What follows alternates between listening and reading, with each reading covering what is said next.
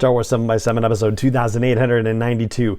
Oh boy, now we are fully caught up on the Kenobi series. We were talking about part 3 today, and of course it doesn't have a title, it's like the other two, so we are calling this episode internally, Not the Face!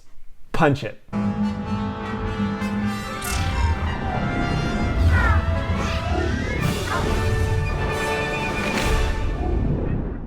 Hey Rebel Razzer, I'm Alan Voivod, and this is Star Wars 7x7, new daily dose of Star Wars joy, and thank you so much for joining me for it. So let's do this in a similar 7 highlight format as we've done the previous 2 episodes of the Obi-Wan Kenobi series. And we'll start out with a conversation that is also sort of a rhyming thing like I was talking about in the previous episode. And in this particular case, it's the question that Leia asks Obi-Wan about using the Force, and he has to say that's not how the Force works, or a variant thereof, which of course echoes what happens with Han and Finn in The Force Awakens. So we'll start with another rhyming situation. This is a particular thing that happens in The Force Awakens when Han and Finn get in an argument about the Force and that whole "that's not how the Force works" situation. Well, something similar happens here when Leia asks for the transport ship to go faster and can't you use the Force to make it go faster, and Obi-Wan has to say, yeah, that's not how it works.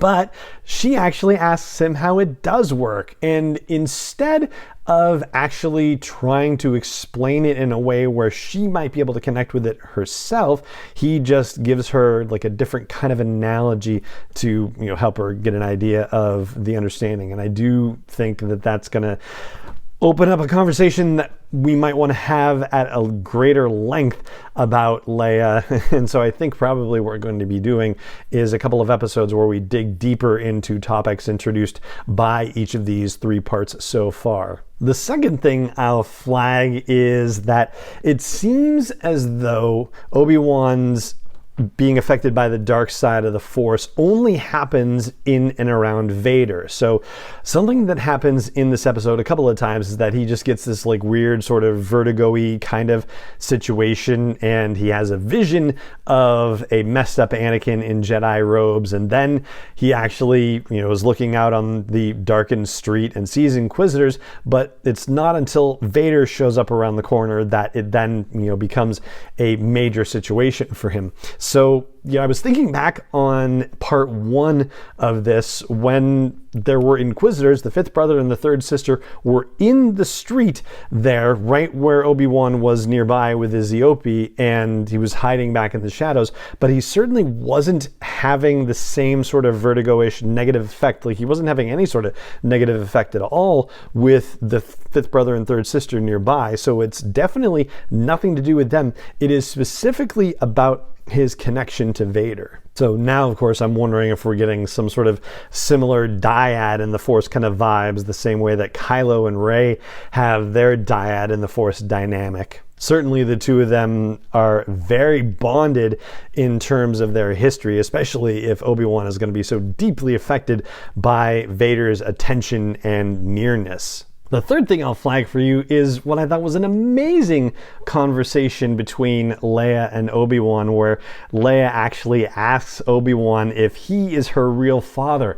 And that was just brilliant. And I almost don't understand Obi-Wan's answer where he says, like, as much as I'd like to say I am, I'm not. Like, what exactly does that mean? Does that mean that he actually had a thing for Padme himself? Probably not. Probably it's more likely what he means is that he just thinks so highly of Leia so far that he wouldn't mind having a daughter like her. And you have to wonder how much he's thinking about Satine and the path not taken, and that, he could have had a daughter like her, for example, if he had chosen a different way of life. And we have another situation where he has the opportunity to say something about her biological parents, and yet does not specifically, so still maintaining the consistency that he showed in part 2 when faced with a similar opportunity where it came up and he could have said something about it but chooses not to. And then especially so when she says, occasionally I try to picture what my real dad must have been like. And of course she doesn't know that her real dad is actually hunting for Obi-Wan Kenobi right at that very minute. For a fourth thing, I'll flag again that Obi-Wan continues to be calling out to Qui-Gon Jinn for advice. And once again, Qui-Gon is not answering, although we do get some voiceover things that are taken from the prequel trilogy directly between Qui-Gon and Yoda, but we're not actually getting Liam Neeson participating in this just yet, and I feel like it is actually going to happen, especially after the events of Star Wars Celebration, and in particular the Tales of the Jedi panel, where we found out that for the 3 Count Dooku stories, at least one of them, and I think more than one, but at least one of them is going to feature a Padawan Qui-Gon Jinn, and Liam Neeson is going to be voicing Qui-Gon Jinn in that animated series. So, if they're getting him back for animation, why wouldn't they also get him back for live action? It seems silly not for them to do so, especially if they're going to make a point of, calling out in that, montage that happened at the beginning of part 1. Like at the very end of it, they have the line about Yoda talking to Obi-Wan, teaching you how to, commune with your old master, right? So they've definitely set that up, and they just haven't paid it off yet. But as we've seen so far, the series definitely has its share of purposeful setups and purposeful payoffs as well. For a fifth thing, we'll talk about Indira Varma showing up in this episode and what her deal is. And by the way, I didn't need to tell you this was a spoiler episode of the podcast, did I? And if I did, then sorry, but at least I haven't really gotten into the major reveals, but now we're about to get into them. So Indira turning out not just to be an Imperial officer, but somebody sympathizing with people who need to escape from the Empire. It doesn't seem like there's a functioning rebellion just yet, but there is basically like a pipeline of people working together to help Jedi and other people of interest to the Empire disappear. It seems like they are just getting started, though, because she talks about how they're trying to link systems. They're referring to this as the path. And one of the people working on this is none other than Quinlan Vos. So now we are aware that the cowboy Jedi, who we first met in the Clone Wars and who was such a prominent part of the Dark Disciple novel by Christie Golden, he has survived the events of Order 66 and then some, because now he's occasionally working with Indira Varma's character Tala to help people get off of Mapuzo and toward another planet entirely, where they're going to get new identities and be able to disappear. Now, this could just be a setup for fans of the Clone Wars, or it could be a setup for the series where we might actually get Quinlan Vos. There are still some characters, some actors, I should say, who have not appeared in the series, but who were originally announced as being in the series. And so it's possible, but I have a feeling this might sit on the level of a deep cut kind of situation more than anything else. All right, for 6 and 7, we're going to talk about, the big climactic stuff. One of them is just more of an administrative thing. So James Earl Jones is back as the voice of Darth Vader, and I don't necessarily know why they decided to keep it quiet. Why they didn't just say, yeah, we got James Earl Jones.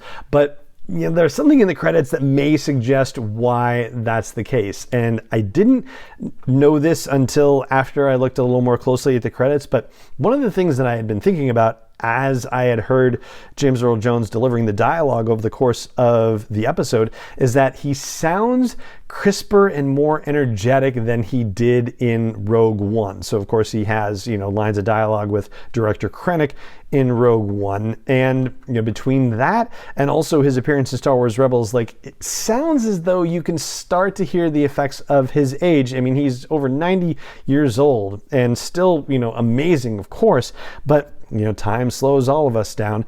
And yet, here we are 6 years after Rogue One, not quite 6 years, 5 and a half, if you will. And his voice acting as Vader sounds like it's fresh. And so the thing that I eventually saw in the end credits is a reference to Respeecher, which is the same thing that had been employed to do Luke Skywalker's voice in The Mandalorian and the Book of Boba Fett. Now, I haven't seen anything that specifically says that James Earl Jones actually performed the voice and Respeecher just kind of cleaned it up and tweaked it a little bit, or whether it is totally auto-generated. But if it is totally auto-generated, then I will say it sounds definitely more in line with what we expect the voice to be, as opposed to what they got out of the Luke Skywalker voice from The Mandalorian and the Book of Boba Fett. It sounds like they have actually made an iterative leap in terms of the actual vocal performance. So yeah, I think there's more to be revealed about how that was created. But yeah, for our purposes, James Earl Jones sounds like a younger man once again. He sounds more like he did in the original trilogy than he did in, say, Rogue One. And last but not least, we'll talk about that fight sequence, which seems to confirm that there's going to be more than one fight sequence between Obi-Wan and Darth Vader / Anakin in this series. That's something that had been rumored and speculated about for a while. Well, it certainly does seem like that's going to be the case, because there's no way it can end with just that particular battle. Like, they've got to have some other kind of confrontation here for sure. And I mean, I think we all want to see Obi-Wan and Reva get into some sort of lightsaber fight, and I'm sure that's going to be coming. But to have Darth Vader be in this and to not have them face off more than once, that seems like a rather silly proposition. So I definitely feel like we're going to see them face each other again. As for this particular battle, holy cow, the line from Kenobi saying, what's become of you, and Vader saying, I am what you made me.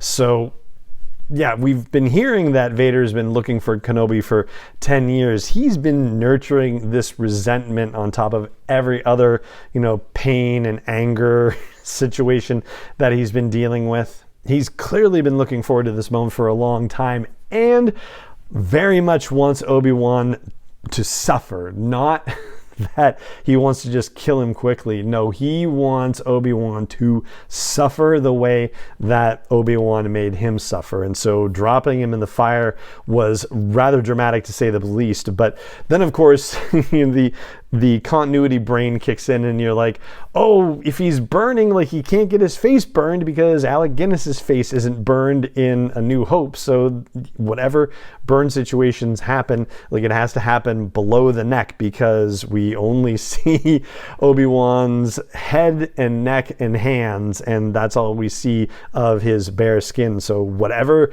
fire damage is going to happen in this scene, it has to happen not on the face or the head or the hands. The thing I don't understand, though, and I've always had this challenge, is just when people seem to make decisions, when either Jedi or Sith seem to make the decision that they're not going to be able to catch the other one, right? Like, in the first episode, it was like, how did the fifth brother not catch Nari when he just knocked over a couple of awnings? Like, why did Nari get all the way out to the Dune Sea? Like, that just seems kind of crazy, especially since they came all this way to find Nari. Similar kind of situation, like, Vader has Obi-Wan in his grasp, and that fire situation that gets sparked up again, and he can see Obi-Wan through the fire, but he's like sitting there going, do I really want to pursue this? Do I need to pursue this? I could grab him, or maybe I couldn't. Maybe the fire is preventing me from grabbing him somehow. Like, the fact that he just decides to leave it be is so strange to me somehow. Like, but Jedi and Sith seem to do this sort of thing all the time, and I feel like,